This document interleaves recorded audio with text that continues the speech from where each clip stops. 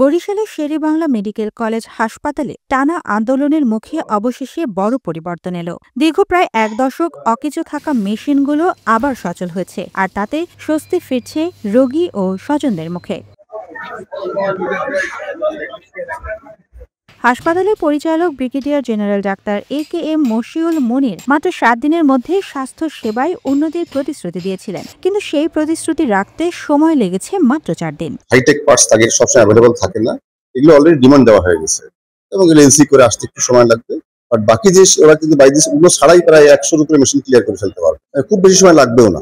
আর বাকি যেগুলো থাকে সেগুলো আমরা লোকালি রিপেয়ার করে ফেলতেছি, আমরা শুরু করছি এবং শেষ করে ফেলবো, এবং এটা একটা চলমান প্রক্রিয়া, চলতে থাকবে। সবগুলো তো যেগুলো বিদেশি পার্টস একটু সময় লাগবে, বাট বাই দিস আমি মনে করি যে ১৫ দিনের ভিতরে আমরা আমাদের যেগুলো দরকার সেটা করে ফেলতে পারবো, আর যেগুলো আমরা পারি আর বাকিগুলো আস্তে আস্তে হবে। আবার কিছু জিনিস আমাদেরকে টেন্ডারের মাধ্যমে করতে হবে, আমরা প্রসেস শুরু করেছি। মাত্র ৪ দিনে সচল হয়েছে ৯৫টি মেশিন। এর মধ্যে রয়েছে ৬টি অ্যানেস্থেসিয়া মেশিন, ২৫টি সাকশন মেশিন, ১০টি আইসিইউ ভেন্টিলেটর, অপারেশন থিয়েটারের ওটি টেবিল ও লাইট সহ X-ray, ECG, dental unit, blood bank, refrigerator সহ নানা সরঞ্জাম। এই জায়গায় মোটামুটি আগের চেয়ে আধুনিক যন্ত্রপাতি আগের চেয়ে অনেক ভালো হয়েছে। কিছু সমস্যা ছিল, সেটা সারা হয়েছে। আমার একটু সমস্যা, এই জন্য এখানে যা টেস্ট দিয়েছিল, টেস্ট গুলো আমি বাইরে করার কথা ছিল, কিন্তু এখানেই করতে পেরেছি, এই জন্য আমি খুব খুশি। সিস্টার তো সবসময় আসে ইনজেকশন দিয়ে যায়, আবার ঔষধ দিয়ে যায়।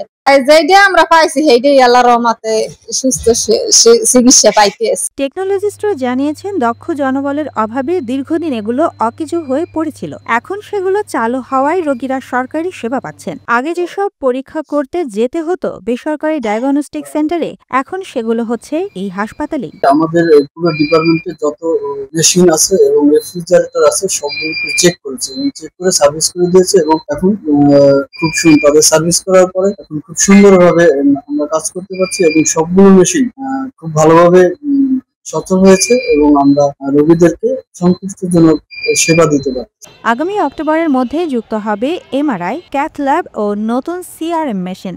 পাশাপাশি চলছে হাসপাতালের আরও উন্নয়ন। তবে শুধু নতুন মেশিন কেনা নয়, সঠিক রক্ষণাবেক্ষণও জরুরি বলে মত দিয়েছেন বিশেষজ্ঞরা। দীর্ঘদিনের ভোগান্তি শেষে রোগীরা পাচ্ছেন সঠিক সেবা। তবে সাফল্য ধরে রাখতে হলে সরকারি সম্পদের যত্ন আর সুষ্ঠু ব্যবহার নিশ্চিত করাই হবে সবচেয়ে বড় চ্যালেঞ্জ।